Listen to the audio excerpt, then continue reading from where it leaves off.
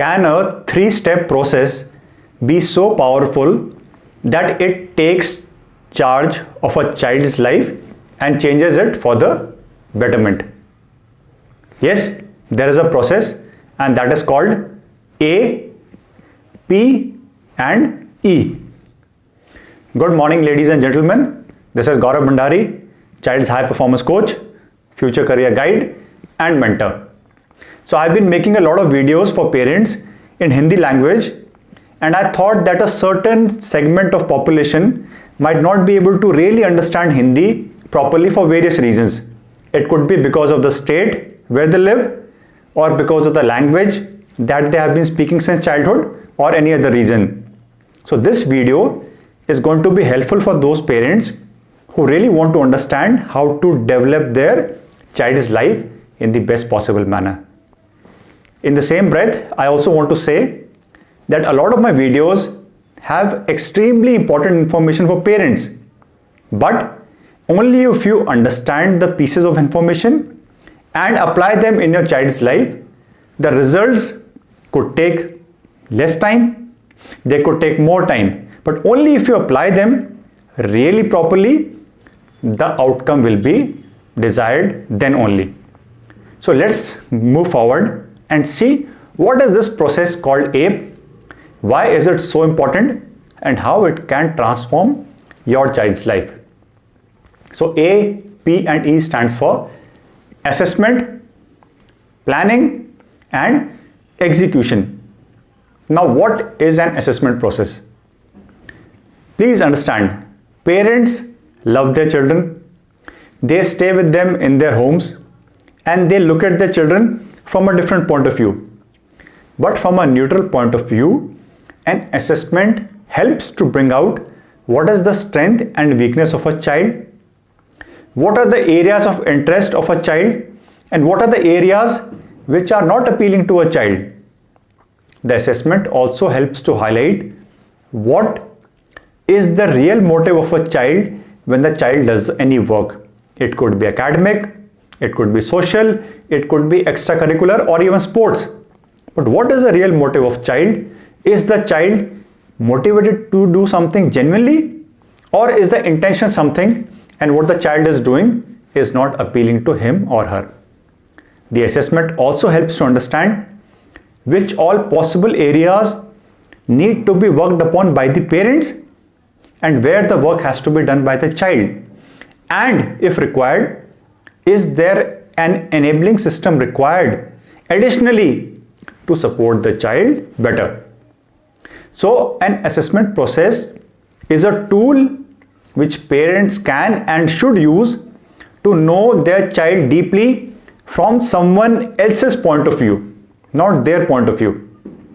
Otherwise, the perspective will not be real, it will not be in totality. So the assessment helps the parents to show them what they cannot see themselves. Now once that happens, a lot more information is available to the parents to understand, to grasp and to use it meaningfully. Having said that, I also want to make it very clear that assessment should be done by competent people only, preferably more competent than the parents. An average person will not be able to bring out so many aspects of a child's life which a competent person can. Competency could be in various fields, but overall competency in an individual or in a system can be really helpful to take the child, assess the child, and to bring out the shortcomings, the strengths and all other aspects clearly to the parents. Having understood this, let us move forward to look at what is the second aspect, that is P. P stands for planning. Now that we have done the assessment, we need to make a plan to make the child work based on what has come out from the assessment. If a child is weak in academics because of the child's own lack of effort, then the effort has to be increased. This has to be put in the plan. If the motivation is less, certain activities have to be put in the plan so that the motivation is increased over a period of time. If the household's routine is not good and it is not supporting the child, maybe parents need to do something to change their support to the child, and that also has to be put in the plan. When you plan, the plan has to be a short-term one, a medium-term one, and also having a long-term view. Only then can you really work with a child for the child's future. This part must be clear to every parent that by itself assessment has less value unless you decide to move ahead and plan also equally well. For planning, both parents are required to put in the effort. It's not only father's job or only mother's job. Both have to sit down, understand the assessment report, and then start making a plan either by themselves or with the help of same system which assess their child. Now, this plan should also have contingencies. It should also have backups. It should also be ready for changes which will come as time passes by. For example, you planned that a child must put in this amount of time for studies. However, there were some other activities that came up in that week. Now you could not pursue academics the way you wanted. So how do you compensate for the loss of time? Is there a backup plan? Can the other activities that came in life suddenly, can they be used to increase efficiency or productivity in some other skill sets? That is also part of the planning. Planning is very wide, it is also very deep, and it's focused around changing the parents, changing the routine, changing the lifestyle so that everything moves together to support the child better. So that much for the planning part. Now after planning comes execution. E stands for execution. So execution is the real work. Now we know the child through assessment. We have made a plan for the child. Now we need to walk on that plan. We need to make the child walk on the plan, and that work is called execution. We have to execute whatever we planned. Now, firstly, the child has to be taken on board. The child has to agree that whatever you are planning for me, whatever you have penned down is in my interest and I am willing to work on this plan. It may need a certain amount of motivation to be given to the child. It may need some emotional support and it may need extra time by the parents. But all these have to be put in case the child needs to be made to walk on that plan which we made. So a proper routine for the child. We have 24 hours in a day.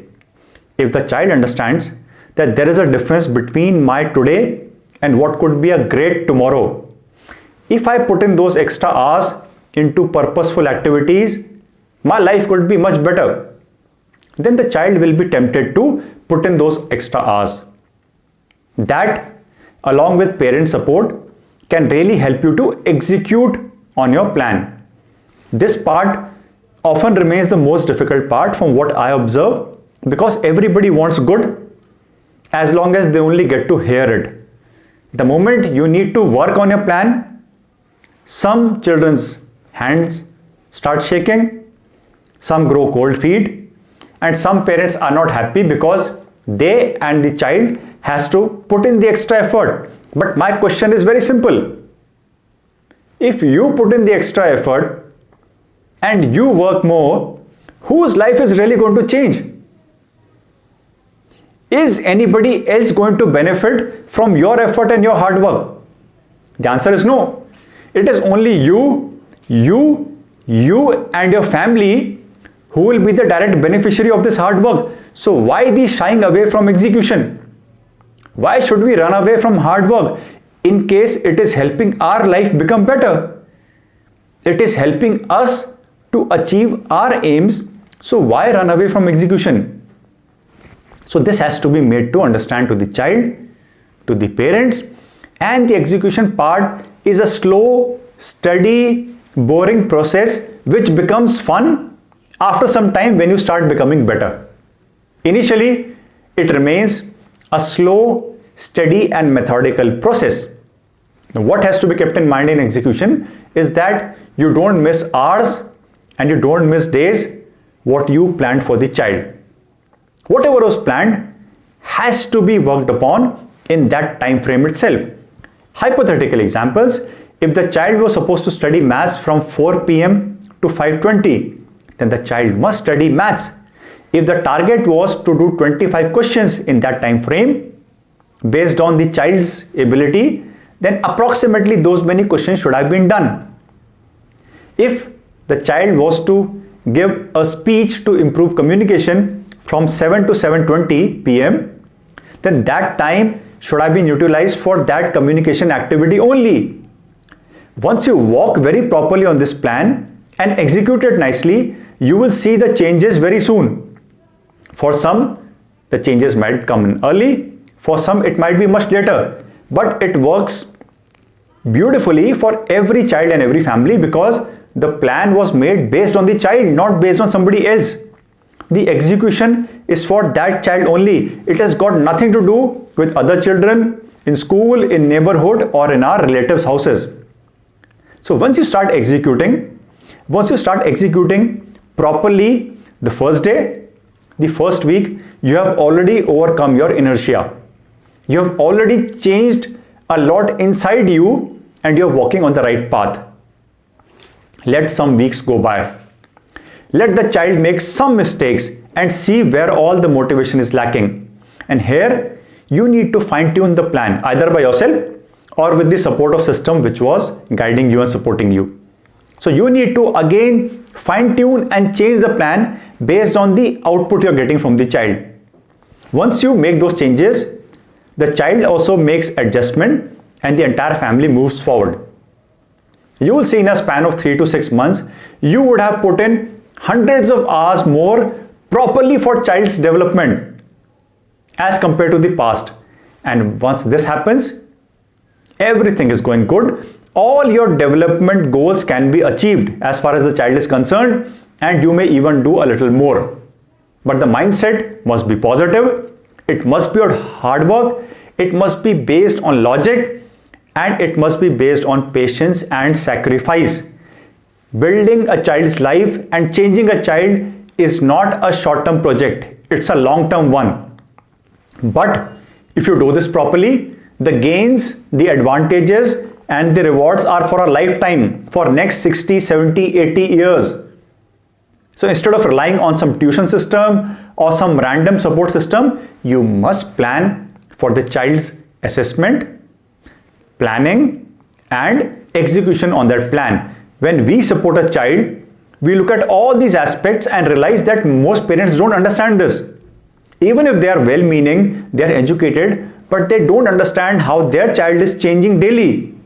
Is there any change coming or everything is just a passing by time phase?